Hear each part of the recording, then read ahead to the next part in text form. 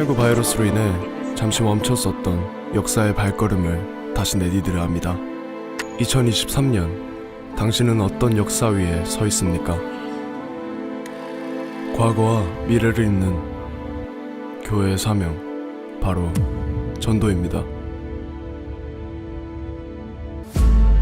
역사를 기억하며 오늘을 걷고 미래를 말하다.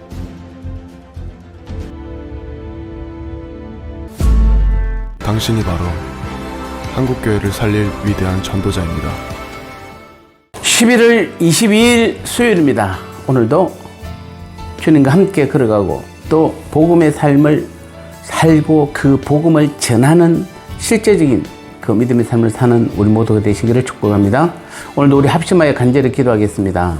복음을 믿는 것은 전적인 하나님의 결정임을 알고 선입견 없이 오직 최선으로 복음을 전하는 신앙의 삶이 되게 하옵소서. 한 영혼 구원을 위한 세겹줄 전도팀이 잘 구성되게 하시고 서로의 믿음과 마음이 하나가 되게 하옵소서. 두 가지 기도점 가지고 합심해서 간절히 기도하겠습니다.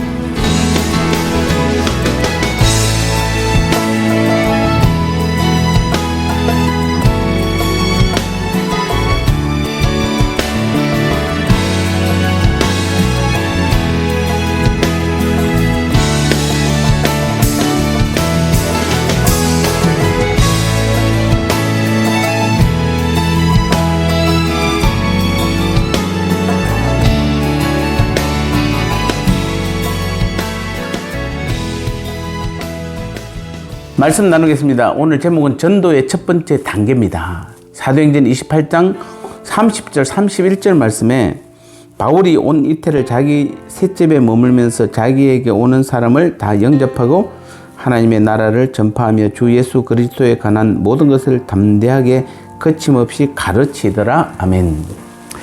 일반적으로 많은 사람들이 전도를 하려고 하고 또 전도에 최선을 다합니다. 그럼에도 불구하고 전도에 실패하는 가장 큰 이유 중 하나가 바로 상대방에 대한 선입견을 버리지 못하는 데 있습니다. 상대방에 대한 선입견을 버리지 못하다 보니까 전도하기 전에 미리 사람에 대해서 판단하게 되고 그러다 보면 결국 자신감 있게 복음을 전하지 못하게 되는 것입니다. 왜냐하면 모든 사람들은 다 판단해 보면은 복음을 받아들이지 않을 분명한 이유들이 있기 때문입니다. 따라서 우리가 정말 복음을 선포하는데 실패하기를 원치 않는다면 먼저 복음 전도의 대상에 대한 선입견을 버려야 합니다. 전도 대상자에 대한 선입견을 완전히 떨쳐버리고 그 사람의 생김새나 태도 혹은 종교와 상관없이 적극적으로 생명의 복음을 전해야만 하는 것입니다. 바울은 30절에서 자기에게 오는 사람을 다 영접하였다고 하고 있습니다. 그 사람이 누구든 어떤 직업, 어떤 형편의 사람이든지 구별하지 않고 다 복음을 전한 것입니다. 또 31절에서도 하나님 나라를 전파할 때에 주 예수 그리스도에 관해서 모든 것을 담대하게 거침없이 가르쳤다라고 하고 있습니다. 어떤 차별도 어떤 선입견도 갖고 있지 않았다는 것입니다. 사람이 복음을 믿고 안 믿고 하는 것을 결정하는 것은 우리의 몫이 아닙니다. 복음을 전하는 자나 혹은 듣는 자가 그것을 결정할 수 있는 것이 아닙니다. 그것을 결정할 수 있는 유일한 분은 오직 하나님이십니다. 하나님만이 누가 믿고 믿지 않고를 결정할 수 있는 것입니다.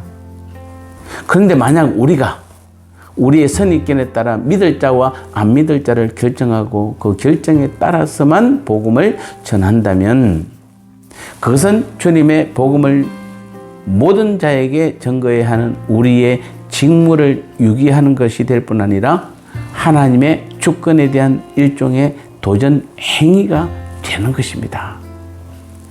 그러므로 이제부터라도 사람에 대한 모든 선입견을 버리고 오직 주님이 명하신 대로 모든 사람에게 적극적으로 복음을 전하는 우리 모두가 되어야겠습니다. 오늘도 여러분의 삶의 현장, 여러분이 처한 곳에서 주님께 기도해서 주님 주신 능력으로 어떤 연유든 구별하지 말고 복음을 한번 전해 보시기 바랍니다. 실패할 수도 있을 것입니다. 성공할 수도 있을 것입니다. 상관없이 오늘부터 복음을 전하는 훈련을 하셔서 그 복음 가운데 하나님께서 어떻게 나를 통해서 일하시는지를 오히려 경험하고 체험하는, 그래서 이 땅에서 우리의 가장 큰 사명인 복음을 선포하는 일에 가장 귀하게 쓰임받는 우리 교회와 오늘 우리 모든 성도님들 되시기를 주님의 이름으로 축복합니다. 나눔의 시간입니다. 우리가 전도함에 있어 실패하는 가장 큰 이유는 무엇이라고 하고 있나요? 사람이 복음을 믿고 안 믿고는 누가 결정하는 것인가요? 이제부터 오직 주님의 명령대로 적극적으로 복음을 전하는 우리 모두가 되시기를 바랍니다.